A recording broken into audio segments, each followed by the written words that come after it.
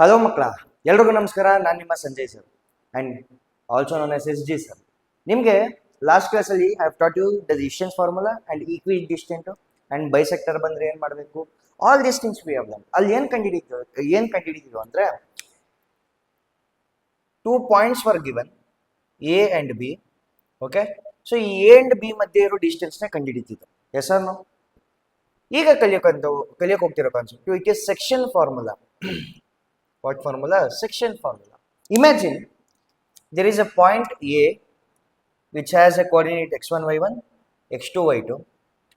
What if there is point P here anywhere on this line? ಅಂದ್ರೆ ಈ line segment ಯಾವುದೋ ಒಂದು ಜಾಗದಲ್ಲಿ ಈ ಪಾಯಿಂಟ್ ಇದೆ. ಓಕೆ, ಆ ಪಾಯಿಂಟ್ ಇದ್ದಾಗ ಯಾವ ರೇಷಿಯೋಲಿ ಅದು ಡಿವೈಡ್ ಆಗುತ್ತೆ ಅನ್ನೋದೇ section formula. It is making into a section. For example, if I take this duster, ನಾನು ಈ ಡಸ್ಟರ್ನ ಕಟ್ ಮಾಡಿದ್ರೆ ಈ ಸೆಕ್ಷನ್ ಎಷ್ಟು, ಈ ಸೆಕ್ಷನ್ ಎಷ್ಟು, ಮಧ್ಯ ಕಟ್ ಮಾಡಿದ್ರೆ ಈ ಸೆಕ್ಷನ್ ಏನಾಗುತ್ತೆ, ಈ ಸೆಕ್ಷನ್ ಏನಾಗುತ್ತೆ. ಅರ್ಥ ಆಗ್ತಿದೆಯಲ್ಲ?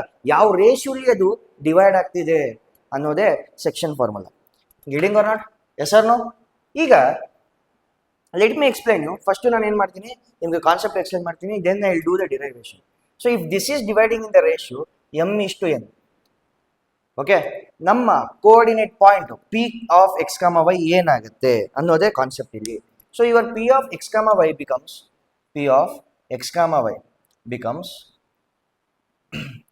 mx2 plus nx1 divided by m plus n. Similarly, my2 plus ny1 divided by m plus n. Yes or no? So this is the concept. Okay. ಈಗ this is what you call it as if the points divide internally. ಅಂದ್ರೆ ಇದು ಇಂಟರ್ನಲ್ಲಿ divide ಆಗ್ತಿದೆ ಅಂದ್ರೆ ಇಂಟರ್ನಲ್ಲಿ. So ಈಗ ಎಕ್ಸ್ಟರ್ನಲ್ಲಿ meaning ಏನು sir ಹೇಳ್ತೀನಿ sir.